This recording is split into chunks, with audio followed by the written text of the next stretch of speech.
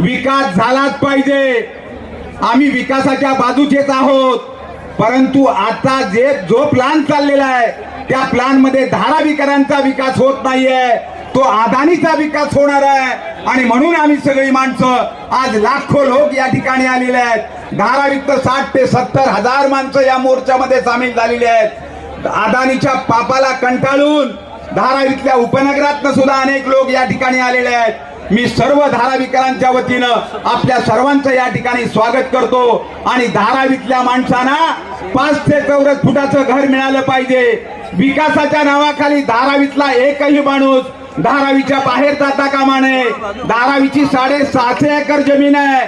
त्या 650 एकर जमीन मधल्या 1 लाख लोकांना जरी 500 चौरस फुटाचं घर दिलं तरी सुद्धा धारावीतल्या सगळ्या लोकांचं धारावीतच पुनर्वसन होणार आहे.